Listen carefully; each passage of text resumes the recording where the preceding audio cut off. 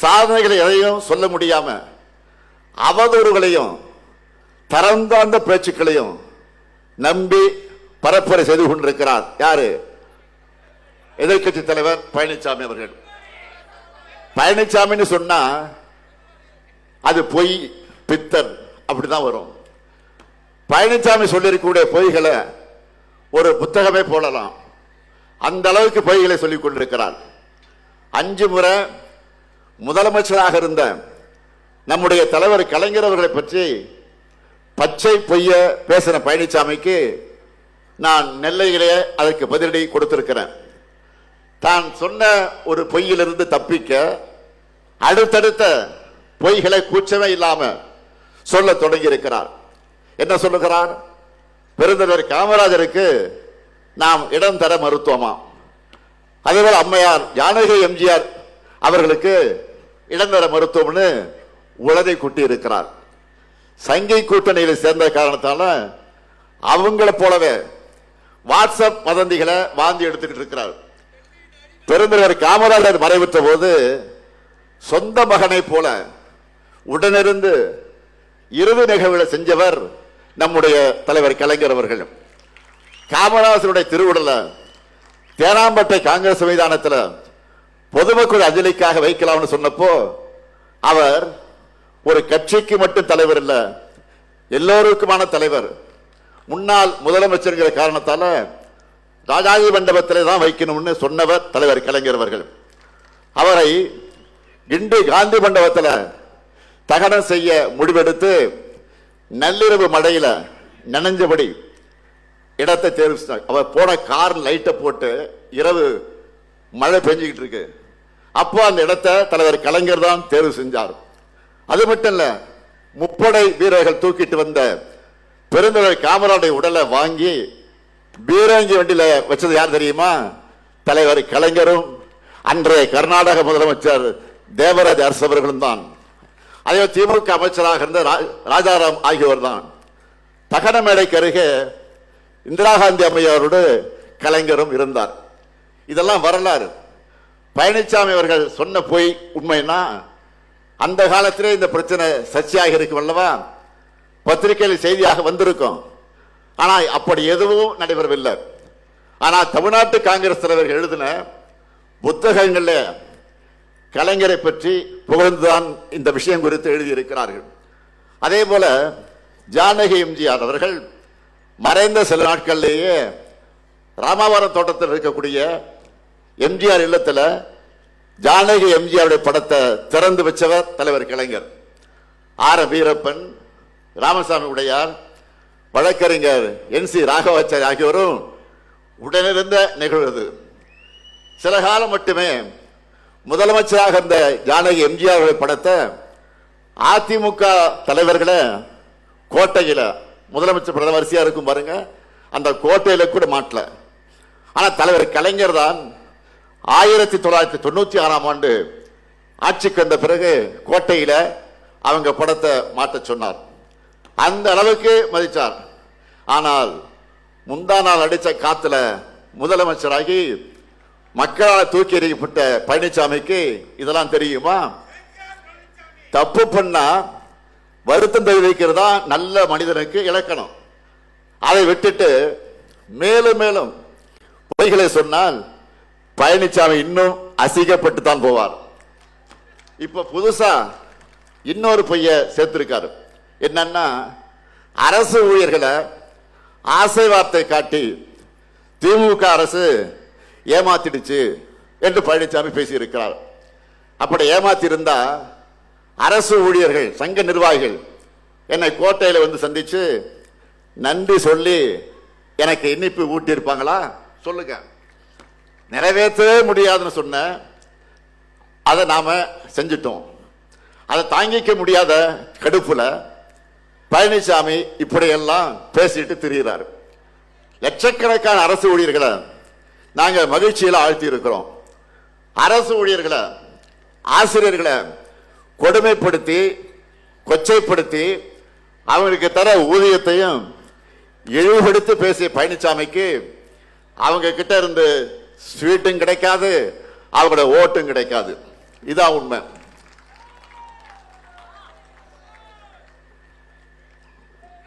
இங்க இருக்கிற நிதியமைச்சர் தங்கம் தென்னரசு உட்கார்ந்திருக்கிறார்.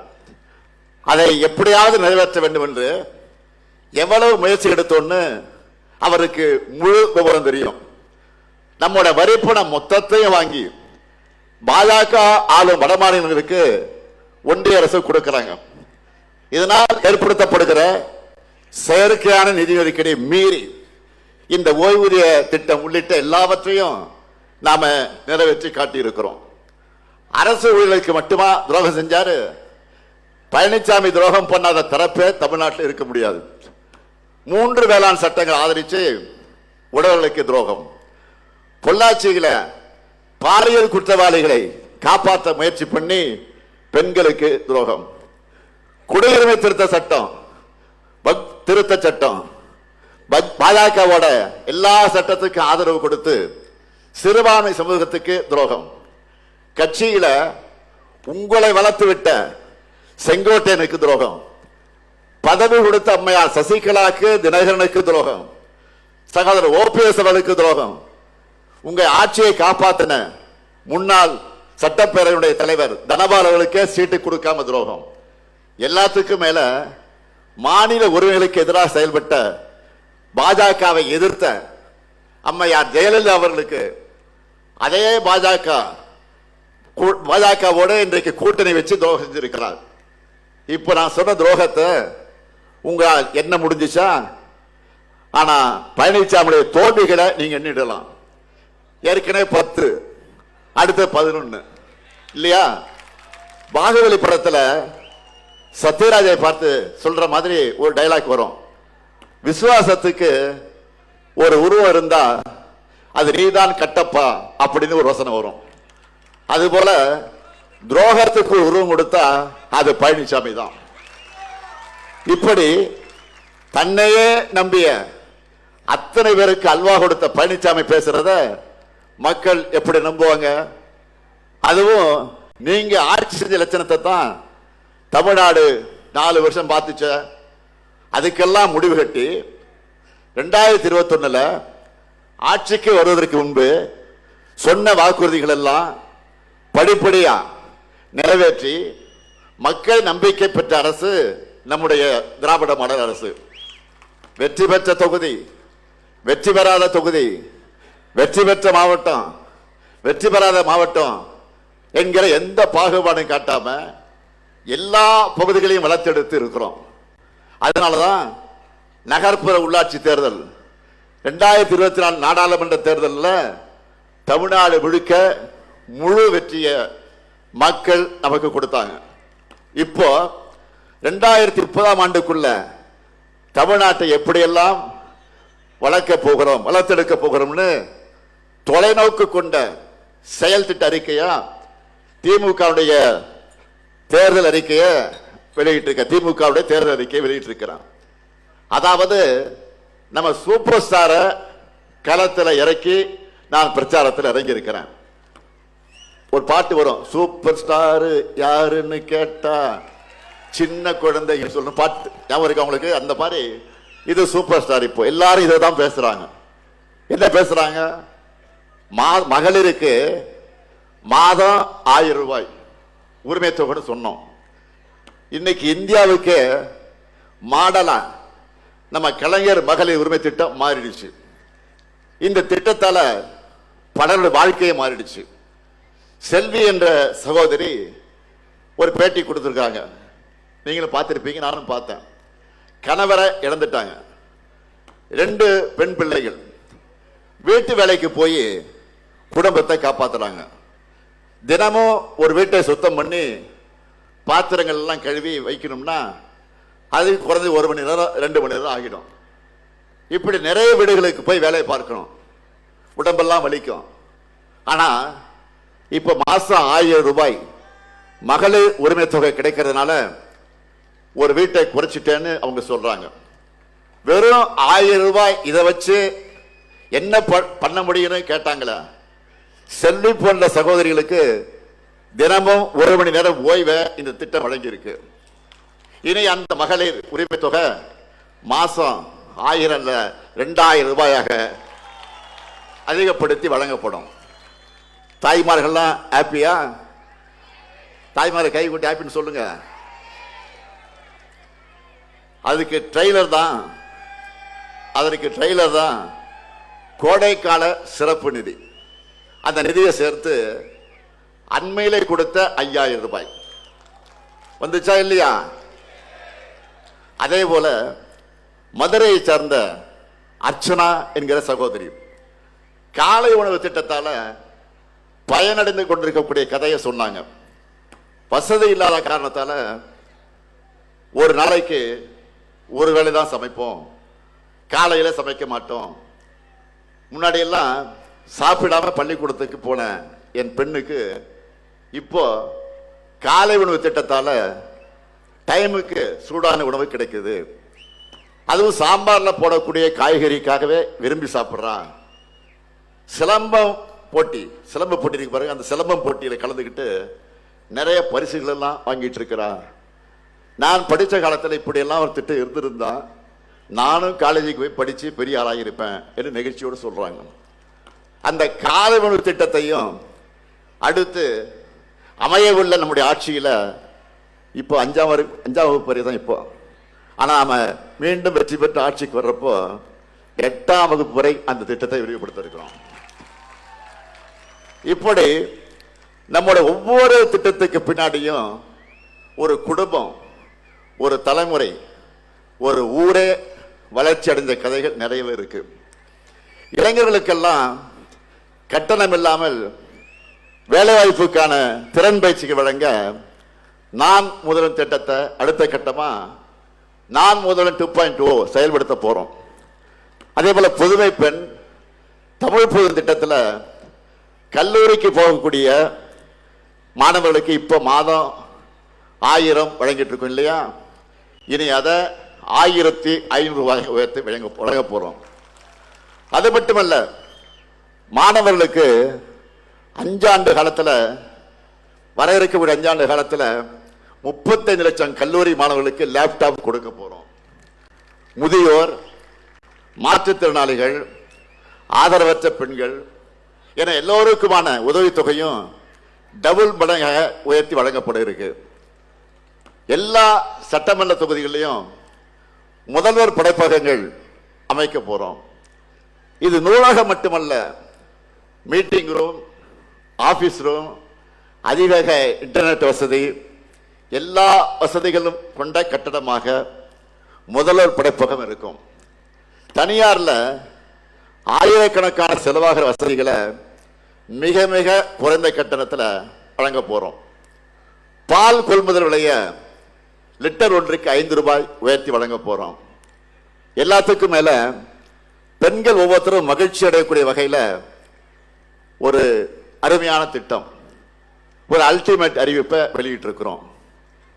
என்னன்னு தெரியும் உங்களுக்கு? இல்லத்தரசி திட்டம். எல்லாரும் இதுக்காகத்தான் வெயிட் பண்ணிட்டு இருந்தீங்க. என்ன இல்லத்தரசி திட்டம்? 8000 ரூபாய் கூப்பன். எதுக்கான கூப்பன்? இல்லத்தரசிகளான நீங்க உங்களுக்கு தேவையான வீட்டு உபயோக பொருளை உங்க ஊர்ல உங்களுக்கு விருப்பமான கடையில் உங்களுக்கு பிடிச்ச மாதிரி வாங்கிக் கொள்வதற்கான கூப்பன். புதுசா வாங்கிக்கலாம், பழசை கொடுத்துட்டு எக்ஸ்சேஞ்சும் பண்ணிக்கலாம்.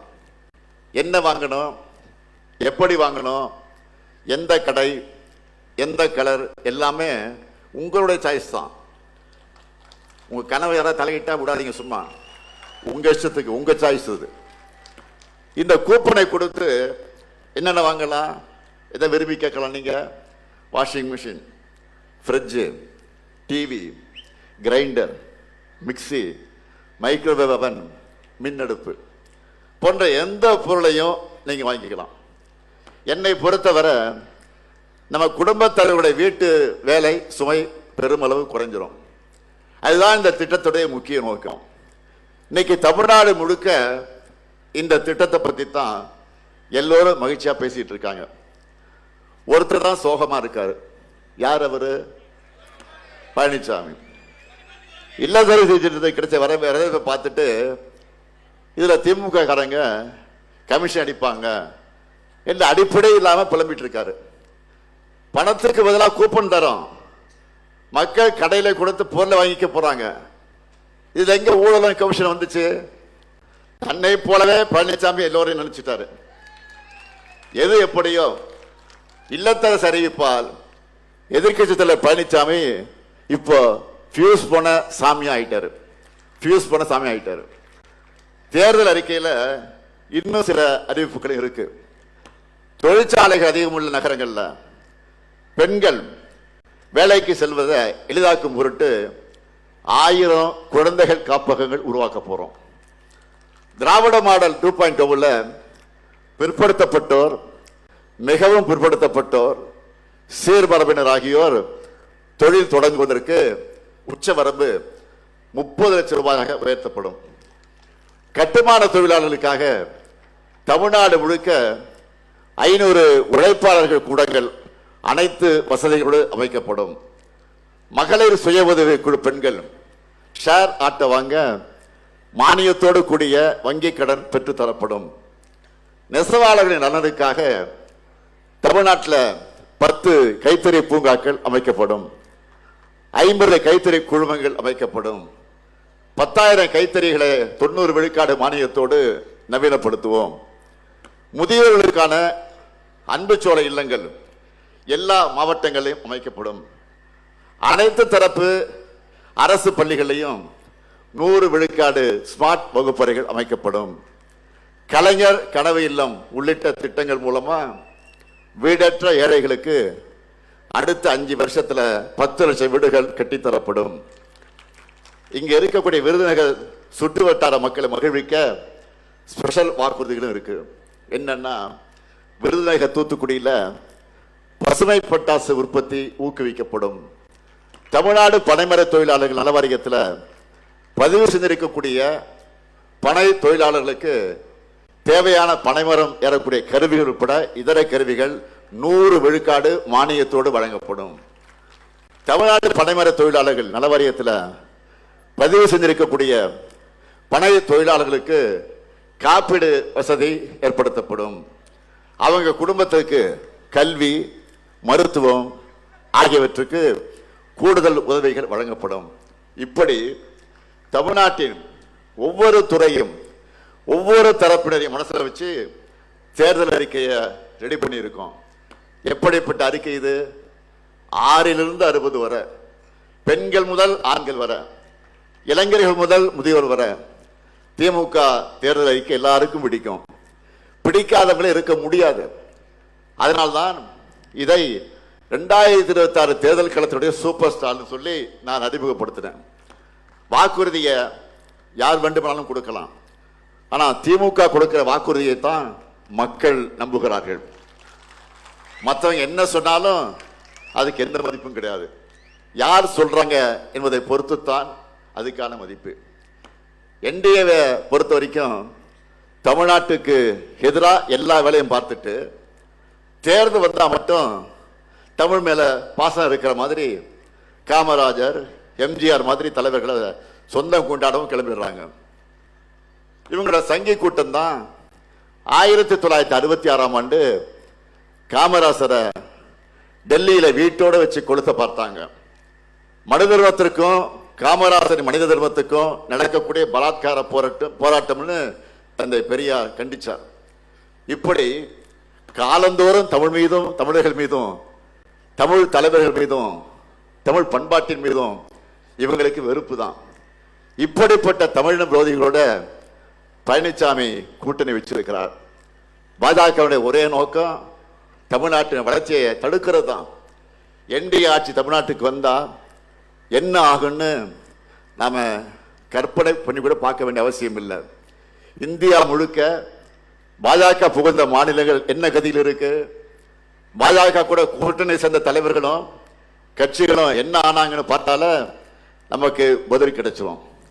நாம இப்ப போராடுறது திராவிட முன்னேற்ற கழகத்தின் வெற்றிக்காக மட்டுமல்ல, ஒரு கூட்டணி கட்சியுடைய வெற்றிக்காக மட்டுமல்ல, தமிழ்நாட்டினுடைய வெற்றிக்காக. மறந்துவிடக்கூடாது. தமிழ்நாடு அணியா, டெல்லி அணியா என்கின்ற ஜனநாயக போர்ல அரசியல் விருப்பு வெறுப்புகளுக்கு அப்பாற்பட்டு விருதுநகர் மக்கள் அனைவரும் திமுக தலைமையிலான மதச்சார்பற்ற முற்போக்கு கூட்டணியை ஆதரிக்கணும். சொன்னதை செய்யும் தலைவர் கலைஞரின் மகனா கேட்கிற அருப்புக்கோட்டை சட்டமன்ற தொகுதியில் நம்முடைய வேட்பாளர் KKSSR ராமச்சந்திரன் அவர்களுக்கும், திருச்சூழி சட்டமன்ற தொகுதியில் நமது வேட்பாளர் மாண்புமிகு அமைச்சர் தங்கம் தென்னரசு அவர்களுக்கும், சாத்தூர் சட்டமன்ற தொகுதியில் நமது வேட்பாளர் கடற்கரை அவர்களுக்கு, ராஜபாளையம் சட்டமன்ற தொகுதியில் நம்முடைய வேட்பாளர் தங்கபாண்டியன் அவர்களுக்கும் நீங்கள் உதயசூரியன் சின்னத்தில் வாக்களித்து வெற்றி பெற வைக்கணும். அதே போல விருதுநகர் சட்டமன்ற தொகுதியில் நமது தோழமை கட்சியான தேமுதிகவினுடைய வெல்லும் வேட்பாளர் நம்முடைய மதிப்பிற்குரிய கேப்டனின் மகன் விஜயபிரபாகரன் அவர்களுக்கு முரசு சின்னத்தில் வாக்களித்து பெருவாரியான வாக்கு வித்தியாசத்தில் வெற்றி பெற வைக்கணும்.